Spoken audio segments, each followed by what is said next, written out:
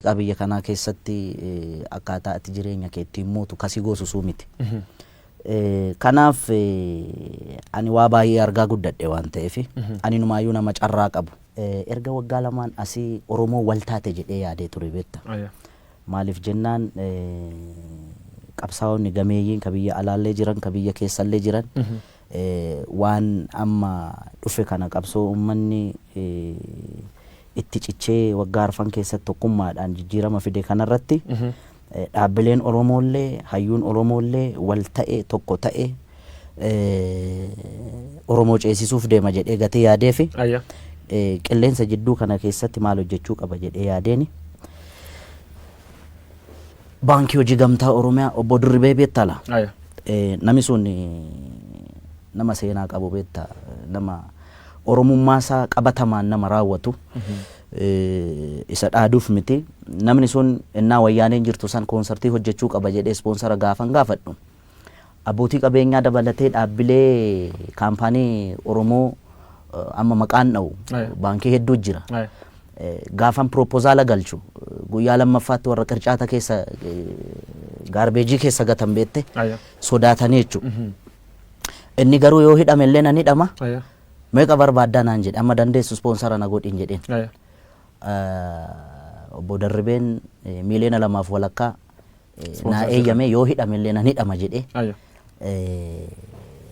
ispoonsara na godhee wayyaaneen battalumatti koonsartii kiyya dhoowwite jechuudha. Si jalaa haqanii jechuudha. Na jalaa haqanii jennaan battalumatti maallaqa baankii sanarraa fuudhee deebisee itti kenne silaa gaa faayinaansiidhaan waan nuti hundumtuu ba'a miti inni ofirratti murteessee erga kana naa godhee taankii wedheeni nama sana amma yeroo lammaffaa marroo lammaffaadhaaf hojiitti seenuu barbaada maallaqaan of harkaa qabu waan hojiitti na seensisuu miti maalla gargaarta baankiin kun akka naa liqeessu barbaada maal hojjechuu barbaada impoortii hojjechuu barbaada impoortii keessa maal sibiila fiduu barbaada constructioniin biyyattiin gaagaa constructionii irra heddummaatti yoo sana keessa seenii hojjedheedheeni ofii isaatii wabii ta'e kolaataraala tokko malee ammallee yeroo lammaffaaf sababa kiyyaan riskii fudhate namni sun miiliyoona 10 naa liqeesse. Birri miiliyoona 10 asirra liqeeffattee jechuudha. Haa taatuuti ammoo namoonni tokko maal jechuu jiran Hacaaluu Hundeessaa birri miiliyoona 20 mootummaan Dr. Abiy Ahmad yookaan paartiin Biltsiginnaa kennitee fi birri sun fudhachuuf Hacaaluu Hundeessaa agriimantii san mallatteessan akka jedhanitti birri suniin fudhattee ittiin in callista birri suniin qabsoo keessatti sirba gaayatan ta'e qabaatu. Abba Guyyoo. Birriin gurgurtee jedhan kanaafuu acee waa butattee jirta. Keessa namaan beektu keessa qabuttee namaa kenniteedhaan beekta. Otoo maallaqa akkasiiti wayyaanee nuu kenniti bar maa qarree du'aarra deemnaare. Amma sana kan qarree du'aarra deemee riskii amma sanaa fudhachaa ture sana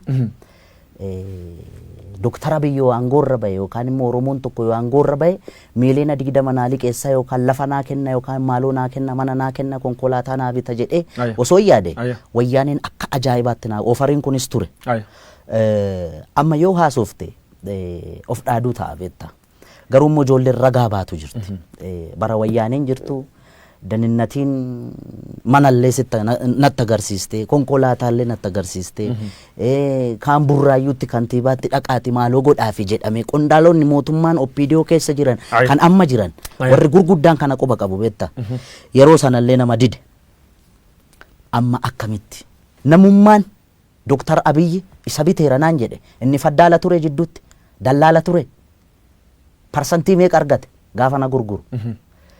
Anummata kiyyaaf qaalii beekta akkas jedhee nama by the way wanti bitamu miini bitamu mi'a qaalii bitamu miini rakashaan bitamu akka gaariitti fudhadha san garuu immoo mootummaan Dr. Abiy na bituu hin danda'u okay yookaan OPDO dhaabni kamu yoo sammuun kiyya na ajaje malee Biltsiginnaa jedhe dhaaba Oromoo warra mormu kamiyyuu keessa jedhe namni tokkoon yoo fedhiin Hacaaluu yoo keessi Hacaaluu murteeffate tole jedhe malee asiin miti asiin na murtaa keessa Hacaaluu tol jedhe no akkamitti tol jedha warri Biltsiginnaani gadi baanii Hacaaluu binnee turre agriimantii akkasii waliin qabna akka inni afaaniin hin dubbanne kana gooneerra jedhanii gadaa baanii haa dubbatan Har'as borus warra mootummaa biyya bulchuu miti bar. Warra mormutti illee qeequudha duubatti nama hin deebine. Midhaaddu kan callasiin hin jedhan Hacaaluu Hundeessaa konkolaataan inni ofiyyuu mootummaa kennee fi lafallee manallee dhuu qabaachuu dubbatan. Mana dhuu qabdaadhaan Hacaaluu mana gam qabda.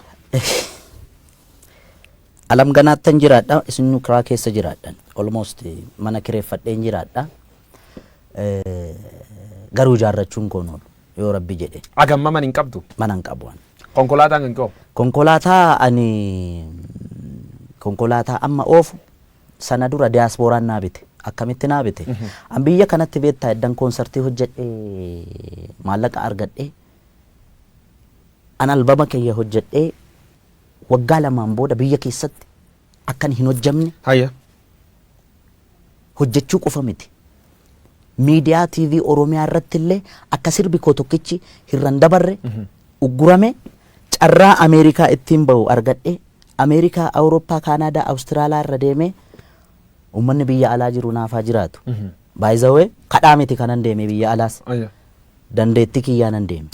Ummanni koonsartii kiyya seene Hacaaluu gargaarraaf osoo hin ta'in Hacaaluu waan jaalatuuf Hacaaluudhaan intarteen taana jedhee seene. Ani immoo ummanni sun jaalala inni naa ibse hamilee inni naa kenne qofaa miti. Maallaqa seenee kaffalee seenee na laale. Kaanaadaa deemee tuurii otoo gochaa jiru asii biyya irraa natti bilbilan. Abbootiin qabeenyaa Oromoo gara nama 5 moo 6 7 ta'us danda'u beekan. Maallaqa walitti buusanii sarpiraayizii na gochuudha. Makiina kan sii bitan. Makiinaa kana bitan. Hacaaluu Hundeessaa meeshaa birrii akkana fudhatee mana akkana qabaa waan akkana mootummaan tolchee fedhee oloolii miidiyaa hawaasa gubbaa bal'inaan sir deemu quba qabaachuu natti himtee turte. Namni gariin agartee taargeetii inni barbaadu keessa yoo ati seenuu fi baatte waan barbaade jechuu danda'a. Ololli kun eessaa kaate beektaa? Warruma qaama mootummaa keessaa baate. Ololli kun. Okay? Maal kaayoon si duub jirtu? Kaayoon si duub jirtu gaanii yoo yaadu tarii warra mormuuf itti fakkaachuu danda'a. Maaliif jennaan waan hin calliseef. Achi keessa taa'ee fudhatama yookaan jaalatamummaa uummata bira qabdu kana qaamni dhabamsiisu achi keessa jiraachuu danda'a. Ka mormu keessas hin jira, ka biyya bulchuu keessas hin jira. An kana sirriitti quba qaba beektaa. Garuu dantaan hin qabuufan hin callise malee agaruuna. Waan jiraayyuu uummati beeksifte. Fuulduraaf namooti shakkii qaban. Artistoota waan garagaraa taasifama. Artistoota namooti bebeekamoon bu'aa dhuunfaatiin deebi'anii yoo dhugaa uummata dhoosanii mul'ata. Kanaafuu artistoota shakkanii maqasanti baasan. Warra Hacaaluu Hundeessaa shakkuuf fuulduraaf Hacaaluun birriin jijjiiramaa jedhee fuulduraaf ka shakku. Hamma yaatti himta. Ka fuuldura maal dhaamtaaf maal jettaan? Beektaa hawwisoo keessatti hawwisoo mootummaan hooggantu kana keessatti artistii gameeyyii jira beektaa. Ka sagaleen ajaa'ibaa. Biiftuu Oromiyaa keessa jedhe burqaa burraayyuu jedhe hawwisoodhuma mootummaan akka aadaaf turizimii of jalatti qabate artistoonni achi jalatti jiran hacuucamaadha beektaa. Artiin muudii barbaada. Artiin ayyaana qabdi beektaa. Dabballeen gaafa kana godhi gaafa misooma irratti sirbi gaafa maaloo irratti sirbi gaafa maaloo irratti sirbise gaafa siin jettu ati artistii miti beektaa. Amma wanti nurratti raawwatamaa jiru maal akka ta'e beektaa akka dabballeen oppiidiyoo kanaan dura biiftuu Oromiyaa gochaa turte. Biiftuun Oromiyaa keessatti artistoota otoon si waame sagaleen isaanii kan si boochisu baay'ee jira beektaa. Kan achi keessaa ba'anii guutuu biyyattii irratti beekamuu danda'an addunyaarra deemanii waa meeqa hojjechuu danda'an kana dabballeetti isaan hooggan. Har'a waan ta'e yookaan eebbi waan ta'e yoo jiraate achirratti waa'ee misoomaa irratti waa'ee yookaan maal irratti jechuun waan ati irratti sirbitu hawwisoo keessatti dabballeetu sii kalaqa malee akka artistitti sii miti. Artistiin immoo miira hawaasa bal'aa miira hawaasa miiliyoonaan lakkaa'amu bakka bu'ee hojjechuudha qaba malee miira murna tokko kan mootummaa biyya bulchuu miti yookaan kan mormuu miti. 2015 gubbaatti maal anjiraan bahe akka inni warra faranjootaa jechuu sirbituun irratti uummata biratti fudhatama guddaa argatte. Achuma qabsoon Oromoo jalqabti. Qabsoo keessa waan hedduu keessa dabartee ijoolleen fuul sibeesii dubbatte. Gizee miilinee madaraash yookaan galma barkumee guddachaa sirbiti suni madaraka irratti gizee seentuuf gizee buutu maalti si qunname? Akkuma beektu sana emotional ture. Gara Harargee kana deddeebi'aa ture uummata keenya laaluudhaaf. Yeroon deddeebi'u sanatti bara jireenya koo keessatti akkasitti abdii kutadhee hin beeku. maaliif waan wayyaaneen ummata keenya irratti raawwachaa turte sana argee walaloo sana akka jirutti Direedawaatti hin barreesse harka caalaa jechuudha. Addisuu Araggaa kun natti bilbilaa ture. Qophiin akkasii kun jira hin jira laayivii darbaan jeen addunyaatti darbaa naan jeen addunyaatti darbaa ayyee sanarratti hundaa'ee barreesse jechuudha. Erga addunyaatti darbe. Hin dhufee leetii ta'een dhufee yoo gaafa qophii sana. Dudduubatti haftee dhufte. Dudduubatti hafee gaafa dhufu. Artistoota kan akka Ittiiqaa kana ijoollee artistoota na dura seenanii perform godhan kana Addisuun walitti qabee gorsaa ture. Gorsaa kam gorsa? Yoon dhufu Hacaaluu dhufte kootu ati sinaan jedhee asitti galii walitti qabuuf walitti dhufne malee protestii garaagaraa agarsiisuuf miti. Kanaaf kaayyoon nuti dhufneef galii walitti qabne ummata keenya buqqee utubuudha. Kanaaf iddoo kanatti ijoolleen mormii fincila diddaa gabrummaa kana agarsiisaa turan fakkaata. Alleetii ta'ee dhufe siin jedhe. Hayyee rakkoon hin jiru hin jedheen. San booda annan seene maaliif akkuma dura siin jedhe sana waanan sirbu. Waanan sirbu guyyoo waariyoo yookaan dabballee mootummaa yookaan miti mootummaa inni ijoo waan akkasii miti kan naa filatu ana. Ergaa Hacaaluu waltajjii irratti dabarsu sana qaamni hin barbaanne yoo jiraate Hacaaluu waamuu dhiisu. Erga dhufe garuu Hacaaluu waan gochuu qabu Hacaaluu qofaaf dhiisu. Waan akkana sirbidhanii sitti man isaan? Isaan yeroo sanatti sirbi koo jirraa ka jettu sun baatee turte. I think sirba biraa eegan. An baandiidhaan akka geerarsi seenu godhe walaloo sana fayyadamee miirri anarrattis uummatarrattis argitu sana waan yeroo sana fakkaatu ture. Yoo sana emotional ta'anii namoonni sintineedhaan ibsaan addaan citee security'n backstage natti marsee sana booda Shimallis dhufee ofitti naqabe. Addisuun dhufee innaa waltajjii irra baatu ati maraattaa hinaan jedhe namni rifateera. Shimallis ofitti naqabe erga goote bagatti cabsite naan jedhe. San booda suutuma suuta warra ijoollee suufii uffattu kun meeshaa shuguxii qabatanii backstage natti raran. Natti marsanii kana booda nutu si fudhatee deema rakkoo jiru wajjin jirtaa jedhan. Rakkoon jiraatee hin jiraanne handantaa kiyyaan turre yeroo sanatti. Baay'ee dhiphatanii konkolaataa kan kee fudhattee deemuu hin dandeessu jedhan. Baaksteejii karaa ittiin baatu Miliineem Addaarash gaafa deemu namoonni qawwee qaqqabatanii dhaabbatan arge waraana. Federaalirraa? Federaalirraa. San booda nama Toofiq jedhamu amma protokoola muummicha ministeeraa ta'u beeku. Inni yeroo sana ijoollee amma gaardota sana mucaa hoogganaa ture fakkaata. Akkasitti jarrigaa akka dabarsanii na kennan bilbilaan rakkisaa akka turan qaama amma jijjiirama kana hoogganaa jiru kana yeroo sanatti aangoo irrattis ol hin baane agartee yeroo sana yeroo hamaa ture yeroo riskii ture. Dabarsinee hin kenninaa irratti lola hamaa ture erga uummanni bahee VAT jarri lammaa fa'aa biyyi fa'aa adda gaggeessaniin booda waraana achi qobaatti na hambisanii VAT lamaan fudhatanii na gadan. Kasi dinqu keessa karaa boolee Mikaayilii kana na fudhatanii ce'an. Si mursiisuuf jechuu? Yaa waan ajaa'ibaa mursiisanii na fudhatanii badan bar. Makiinaa qulfiis narraa fudhatanii biraatti kenname waan hamaa ture. Yeroo sanatti wanti dhalate dhugaan jiru kan.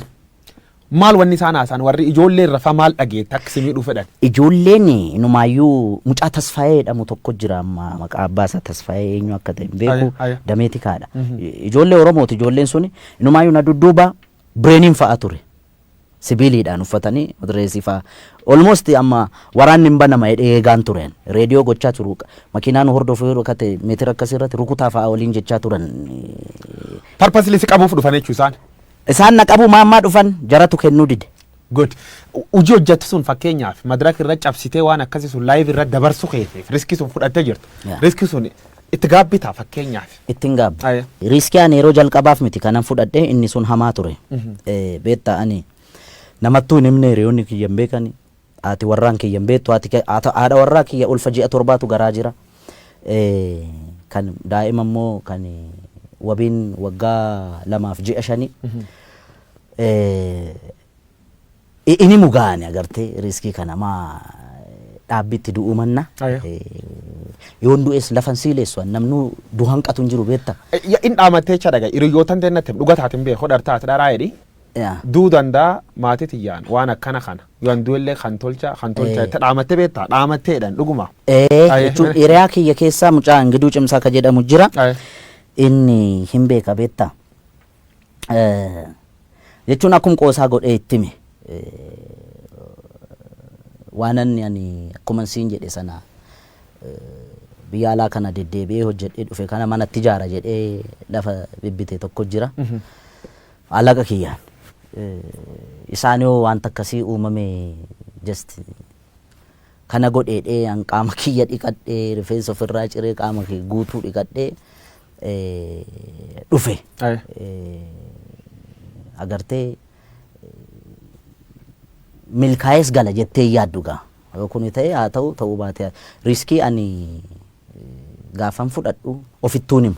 Namuu kutannoo hamaa keessa ture waan ta'eef yeroo gaarii carra qabeessas waan an ta'eef malee nan nyaatama ture. Nyaatamte turte ayyuu baafatti. Jijjiiramiin dhufee Abiyyi Ahmad faana angootti dhufan. Atammoo haasawa irratti bilisoomni jedhee Hacaaluu Hundeessaadhaan si duula turan. Hacaaluu Oromoo isaati amma bilisoome gabaabsinaa deebis. An bilisoomeen jenne. Bilisoomne mitiin jedhe. Kanaan duras intervii Dajanee faana haasofne irratti dubbadheera. Mooneerra. Eenyuun TPLFin mooneerra amantus amanuu baattus. Daninnatiin wayyaanee Finfinneerra makiinaa naani oofu taargaa wal fakkaatu silvarii kalarii wal fakkaatu faana ni hordoftee sadii taate tamboo dhufte.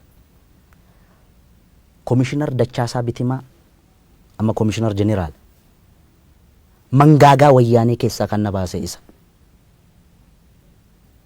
Otoo na qaban yeroo sanatti hidhaattuu nan geessan. I'm sure. Dachaasaa Bitimaa komishinar Dachaasaa Bitimaa yeroo san magaalaa Amboo keessatti isa ture. Jara kana qabe. Ka qabe daninnatoonni kun alaabaa baa'oo qabatanii boru akka jeequmsi ka'u waraqaa barreeffame maanfileetii qabatanii kaan hin facaasa halkan walakkaa kaan alaabaa baa bilisummaa Oromoo fannisa kaan footoo kaasa taargaa makiinaa fi jara yoo kana qabamte barsana Muktaar Kadditoo bulchaa ture Oromiyaa kan qabamte asii seetaappii mootummaan naannoo Oromiyaas hin beeka daninnatichi hin beeka gad ergee ana ukkaamsuuf jennaani jara qabee ukkaamsee mana dhaaka'e amante jarre gadhiisii hin gadhiisuu irratti waraana hamaatu ture. Yoo sana OMN illee gabaasee ture waan kana beektaa. Yeroo hamaa hammaataa ture jechuudha yeroo sun nama akkasiin kun fi kan kana fakkaatan warra harka nurra qabaa turan fa'aatu jira beektaa. Walumaa galatti warra akkasiin jira akka waliigalaa akka fudhannu Oromoon saate ammataan cunqurs bar wayyaanee kee jirtirra waan gooma argattuma cunqursii agammanuu jirte. Cunqursan mallee hin jira. Oromoo cunqursaa jira. Kun jala sararame beekuu qaba. Okay? Dr. Abiy Ahmad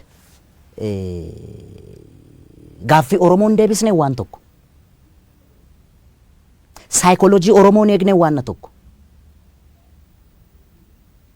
Miidhama Oromoo irratti hundaa'ee fedhiif dantaa Oromoo hin eegsisne waan tokko. Inni Oromoo miti waan biraati. Daawud Ibsaan Jaal Daawud Ibsaan bara hooggansasaa addi bilisummaa uummata Oromoo waggaa 10 fi 15 keessatti lolee lolchiise Finfinneen geenye waan tokko. Hooggansa adda bilisummaa Oromoo 4 kiiloon seenne waan tokko. Jaal Daawud Ibsaa nama qabsoo Oromoo keessatti umurii isaa fixeen garuu Fireew Maashoo Gidee jedhanii Tigiree gochuu waan bira. Balaa Zallaqaan Oromoodha jenneen nuti nafxanyaa faana kokkee wal qabna. Isa Oromoo keessaa ba'e inni gadi ba'ee an Oromoo miti yoo jedhe okay. Namnumti wikinasii guyyoo waaree irratti arge. Inni Oromoo miti namni jedhu sun inni Oromoo ta'uusaa maaliin nu ibsa? DNA isa kam sartifikeetii isa kam fuuldura nu qabeetu inni Oromoo ta'a. Walumaa galatti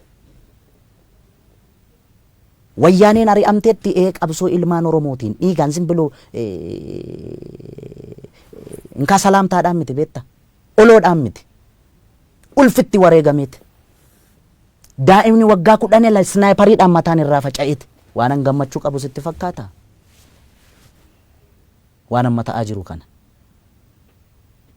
Oromoon du'aa jira. Inumaayyuu waa tokko sitti himu. Bara wayyaaneen jirtu sana Oromoon du'u kun dhageettii qaba ture. Amma dhageettiin qabu beektaa. Maaliif seete? Oromaa miti kaa kan nutu walajjeesaa jira.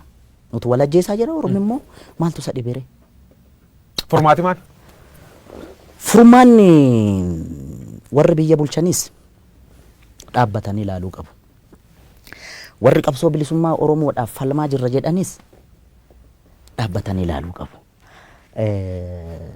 Gaafa arbi walitti bu'u kan miidhamu marga jedhamaa miti. Wanti isaan beekuu qaban awwallaalummaa kiyyaan laale. Yoon illee badii qabaadhe naa of kalchan. Awwallaala nama hin baranne illee nama barnootaan fagoo hin deemne. Ogummaa rabbinaa kenneen ummata kiyya biratti jaalalaaf kabaja argadhe malee an beekaa ta'ee miti kan isaan gorsu. Isaan warra na dhalchan, warra daandii natti agarsiisan, warra wareegaman, warra aarsaa meeqa kaffalanii na dura waa meeqa ta'anii beekan. Garuu aga wallaalummaa kiyyaatti waan naa galte tokko kan kolfaan hin godhina. Amma wanti jiru maal akka ta'e beektaa guyyo xiiqii walitti qabate namu akka walitti dhiyeenyaatti wal ijaare tokkummaan inni waggaa 4 keessatti wareegama nama 5,000 olitti wareegne dhufeen kun bishaan dhuguu jira. Almost zeerootti deebi'aa jira beektaa. Garan ka deebinu dhiyoo tana gaafiif deebii IBS irra gootirra Hacaaluu Hundeessaa ammallee waan dhibi dubbatee OBS irra gootirra artistoota waliin warra Maqalee dhaqu Maqalee marii Maqalee akka completely hin fudhanne dubbattee turte. Wanni sun ammoo har'allee hin fudhanne. Mootummaallee dhaqeedhaan amma haasa'uu jiran. Maal jettaa waan Maqalee kanarratti? Argeera beektaa ani Profeesar Isqeel Gabbisaa fi Baqqeeyyi nama ani isaan arrabsuudhaaf miti nama deebiitti deebisuu danda'uudhaaf nama hamilee qabu miti beektaa. Nama akka malee jaaladhullee nama akka malee kabajullee dhugaa dhiigalmaan Oromootiin yoon dhugaa haasa'e gaafa waan kana haasa'u sammuu kiyyatti isaanuu yaadadhee miti.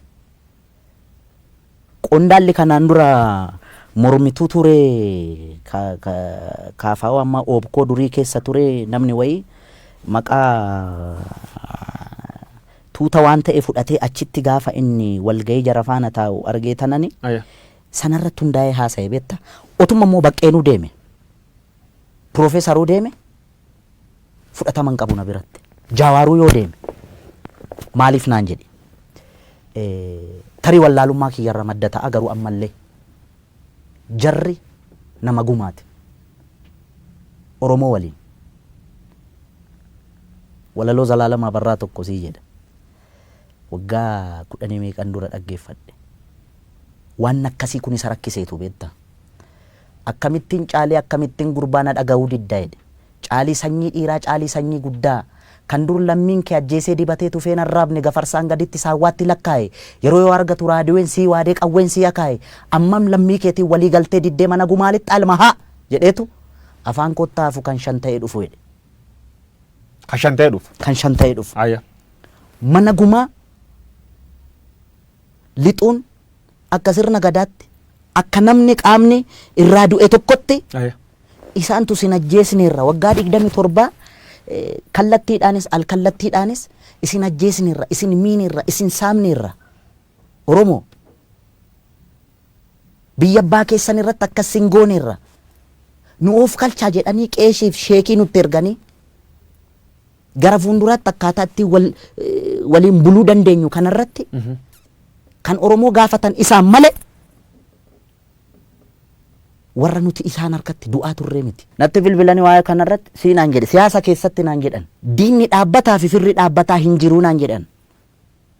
Akkasii Dooktar Abiyyi sirrii dhaareen jedheen attam jennaan isa nafxanyaa faana isa hamannu kuniin jedheen nafxanyaa waliin ta'ee dantaa Oromoo kana nafxanyaaf dabarsee kennuu fi nafxanyaa waliin hojjeta hayyoota Oromoo ofirraa dhiibaa jira nafxanyaa ofitti qabaa jira inni jedhamu kun.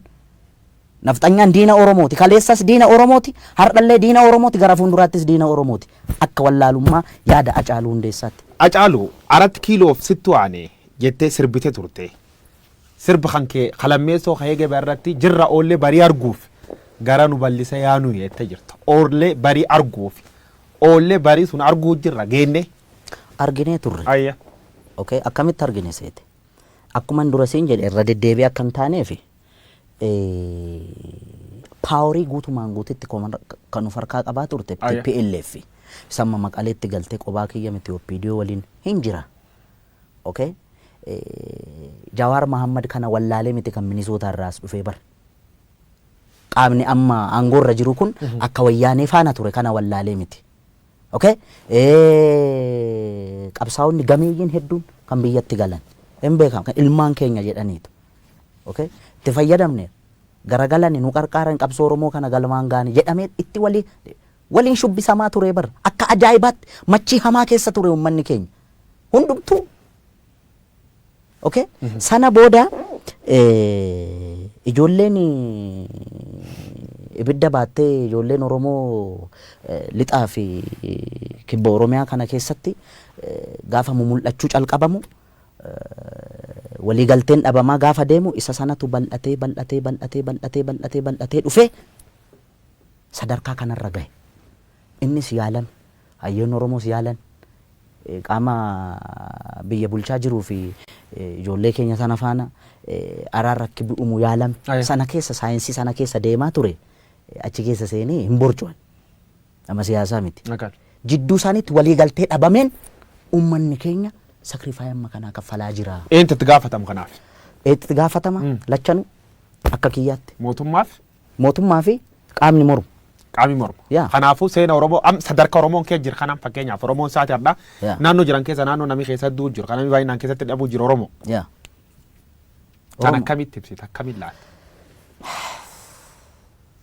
Amma beektaa sana keessa seenee borcuuni tarii wallaalummaa kiyya kaasuu danda'a. Akka Oromoo tokkotti maaltu sitti dhagahame caalaatu Oromoodhaaf iyyaa turte yoo naan jette. Ijoolleen daggala keessa jirtus dhiiga kiyyaana. Okay? Gaafa ishiin rukutamtee reeffa ishee Facebook irratti argu na dhukkuba keessa kiyya. Ijoolleen asii bobbaafamtee deemtu kunis maqaa seera kabachiisuudhaan Oromoo. Jarri walilleen booji'an beektaa yoo wal booji'anis akkaataa isaan disrespect wal godhan kana gaafa argitu Oromummaa keessi jibbisiisa beektaa. Oromoon Oromoo irratti dhukaasuu arguurra caala du'a wayya beektaa. Warri obbaafate warri du'e kun obbaafate. Warri dhumeen nu warra jiru lubbuudhaan jiru warra kana laalaa jirudha beektaa. Abiy Ahmad artistoota walitti qabee achirra waan tokko dubbatti.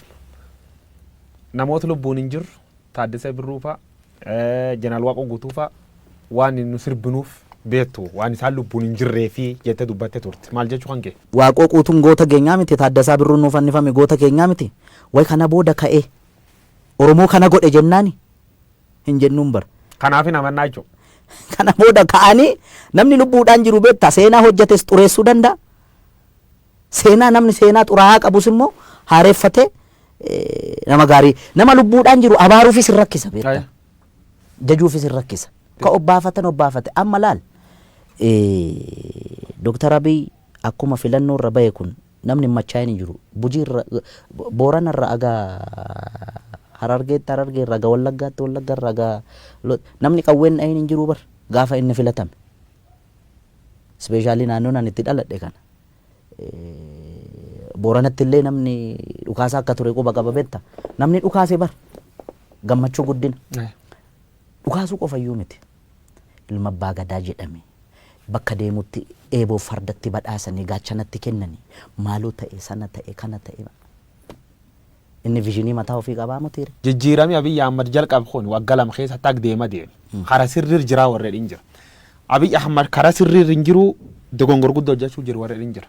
Kan keessa kan fudhattate. Baay'ee jalqabumayyuu waan barree namni na dursee qeeqeen jiru garuu dhugaa namaa baasuurra wikinasii namaa baasuutu namatti intiniin kun dhufe amma sirriirra hin jiru ana akkamitti sirriirra hin jiru seete inni Oromoodha harki isaa dhiiga Oromootiin xuraa'uu hin qabu akka wallaalummaa kiyyaatti maal isa gorsa beekta TPLF ummata Tigraayitti hudduu gatattee nu fixaa turte nafxanyoonni ummata Amaaraatti hudduu gatatanii Oromoo fixaa turan. Mangistuu Hayilamaariyaam qofa beektaa kan jidduu irratti akkas ta'e. Namni kamuu saba kamiyyuu keessaa dhufee aangoo qabatu kana booda akka inni aangoo irra turus kan godhu Oromoo akka inni aangoo irra hin turres kan gochuu danda'u Oromoo. Okay mee Dooktar Abiyyi kun Oromoo miidhaa jennu dantaa Oromoos eegaa hin jiru haa jennu gaaffii Oromoos hin deebisne haa jennu. Fincillis ka'e mormiinis ka'e akka inni aangoo irraa bu'us godhame eenyutu morra kora Oromoo dhaabilee Oromoo keessa isa karaa nagaatiin dorgomu isa afaan qawweetiin lolu kamtu dhaqee achi qabata innis gaaffii biraa bara. Namoonni hedduun Abiy Ahmad nafxanyaan butamee jedha qabsoon isaa Oromoon sirna kan keessa fayyadamuutu hin jirtu jedha. Oromoo waan adda waan fayyada qabdi baala gizee dhamte gizee du'aatillee nattaak waan godhamtuuf. Warree baan deemaa beektaa magaala kana keessa.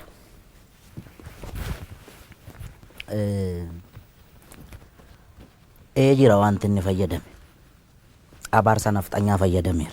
Inni mormuu maal gochuu qaba ture akkam gochuu qaba ture jarri akkatti isaan disrespect wal gocha ela maal seete beektaa guyyoo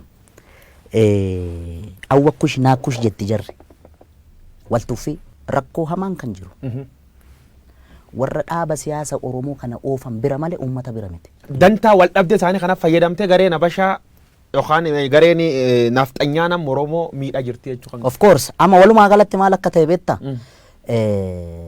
akka Dooktar Abiy waraana isaa ajaje akka Jawaar ajjeesu yookaan qabsaa'aa Oromoo hayyuu tokko akka ajjeesu nafxanyaan halkanii guyyaa irratti hojjechaa jirti. Gaafa muummichi ministeeraa waanuma xinnoo bar waan guddaa miti bar gaaffiin deebi'ee hin jiru beektaami. Mee gara fuulduratti hin deebisu hin deebisan hin beenu gaaffiin Oromoo waan guddaan turre bar biyyattii kana keessatti akka arjummaa isaatti. Waanuma xinnoo waanuma Oromoo urgooftu kan yoo godhe qullaa sirbiti baatee bar nafxanyaan miidiyaa ishiitiin FM hin jiru hundi jechuudha. Yoo nagnoo waan isaan hin jedhiin hin jiran beektaa. Gaafa immoo inni xiqqoodhuma saayikooloojii Oromootti wanta buutu kana yoo godhe yeetimmi walad tini balinji la Itoophiyaan jedhanii tila hin bubbisu beektaa. Maal dookumantariin irratti hojjechaa ooluu miti. Maal anjira gubbaatti yaa galaaneetiyyaa ette fardi siidaa hatan siidaa dabalee sini ette wanni ette erganu daangeessani barii turee bulbul farda badia caalu farda wanni farda waan fardaa sobtachi keessa waarke farda siidaa hataniidha farda siidaa hatani siidaa dabaleen soore erganu daangeessani barri turee bubbuleedha fardi siidaa dabalee sun farda mililik irra taa'ee kunoo amma suura ka'e san farda hatame beektaa eentati namicha nami hattuu humnaan qotee bulaarraa fudhate beektaa ijoollee Arsadi promotion ka jedhaman bolaa sadan tokko jira Sisaay Bulbulaa waggaa 8 dura sochii hamaa gaggeessaa turan kitaaba isaan barreessan irratti arge beekte siidaa dabaleen kun nama galaan farda isaa kaalchoo fi garbuu qallabaa ture gorroo jalatti Oromoon sangaa fardaa isaa maal godha beektaa guyyaatti yeroo lama dhiiqa beeke naannoo keenyatti nuti farda goojeedhaaf lolaaf itti qophoofsitu kan leenji'amu garbuu nyaata gorroo jala hidhame namichi kun gaafa farda taphatu beekamaa ta'e odeensi qaba beektaa akka kitaaba sanarra jedhutti seenaani gorgisitu taabonni wayii hin baay'edhan as birbirsa gooroo kanatti nami kun maqaa qaba siidaa dabaleen kun namicha bira qaqqabe fakkaa namilik bira odeeffannoo milik bigaa waa maatiin haa taphatu jedhame inni farda isaa miiccee maaloo jedhee bareechee galaan irraa sakaraa dhufe beektaa sakaraa dhufee goojiirra mul'atee na dhadha'u kana argee nugusni taa'ee argaa ture harkaa fuudhaa jedheen irraa bute beektaa waameetu farda akkasii kun mootiif malee nama teebula akka keetiif hin ta'u isa jedhanii nu abaaran sana jettaa mire jedheeni harkaa fuudhee siidaa dabaleen boo'aa deeme kanaaf gaafa amma farda kana laalu nanaara beektaa farda hatame farda nu jalaa hatame kanarra taa'anii hin qaanofneen nama qaaneessiteedha inumaayyuu immoo suura kaa'anii cimaanii dhaloonni kun waa'ee farda kanaa gaafachuu qaba barbaachisaa taanaan beektaa Aye. Fardi abbaa qaba beetta. Aye. War Minilik leellisu ka fardi kasaati jedhu maal jettaan fardi kasaati inni fardumisaatiin dhufee. No inni calqaba harree yaabbatee dhufe. Gara Oromiyaa gaafa seenu seenaa jedhaa bara caaluu miti kan jedhu. Seenaan immoo rirmi nyaatu beetta. Seenaan seenaadha. Okay? Yaabbii fardaa isatti beekanni amma waa'ee Adwaa faana wal qabate. Warri lole kun tuulama kana fardaan dhaqee dhukkee irraa kaase minni wotoorra ka'ee danda'a yookaan qabaniif ittiin deemataan beekamu. Ammas bari ijoolleen gaafa fakkeessitu siidaa isaa bukkeetti gaafa Adwaan kabajamu ijoolleen jijjirti farda jalatti qabanii kan deddeemu. Sangaa farda si jalatti hin qaban yoo yaabbii dandeessedha kan yaabbattu. Namoonni siidaan kun ka jiganii jedha. Siidaan kun yoo jig. Fardi akkanatti fardi ka Oromoo. Fardi kan Oromoodha. Akkam tolcha. Farda akkamitti jigama. Akkam tolcha. Ka jige yoo inni isaarraa jigsan malee. Okay gaa inni walumaa galattan fardi abbaaf deebi'uu qaba inni dhaloonni hin deeffata baay'ee. Anaaf sirratti hin ta'in malee inni waan hin oolle beektaa waan amma Ameerikaa kana keessatti ta'aa jiru beektaami. Biyya qaroomte biyya guddatte yakkamaa beeke. Miniliksiif yakkamaa moo yakkamaa? Oh my God, oh my God. Ani inni gaa reeffaa miirammaa ekeraadhanni jechuun seenaa rirmi nyaatu siin jedheera. Seenaan immoo dhugaa.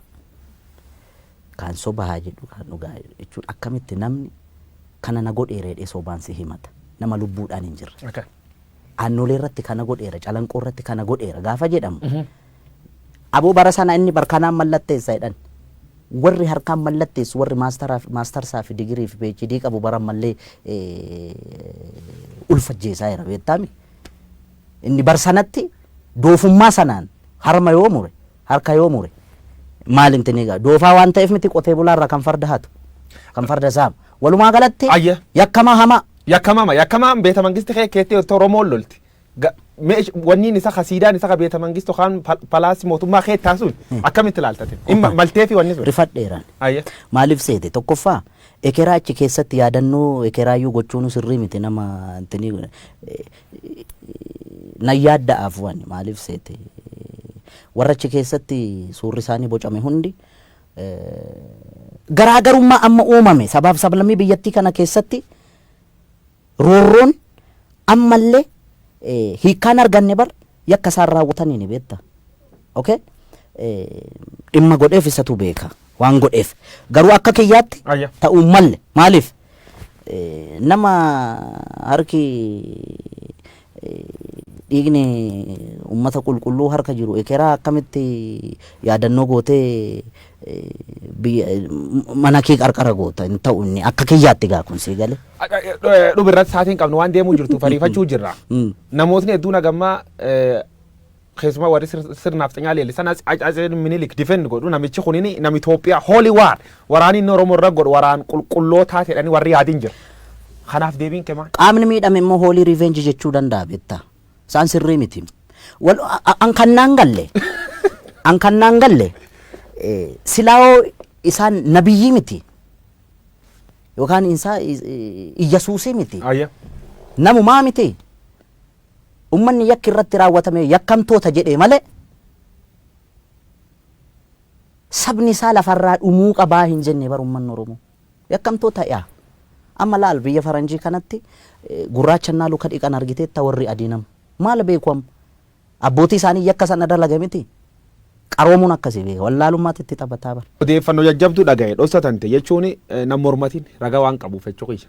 Hacaaluu Hundeessaa jirraa maalan jirraa amma immoo ees jirti sirbeer qopheesse obba'uu jiraa jedhan. Istuudiyoo kee jiraachuu iyyuu qub qaba. Mormatiin. Ati na basaasta jechuudha. Sin basaas dhugamoodhaan tan callaa wani naa dhugamoodhaan.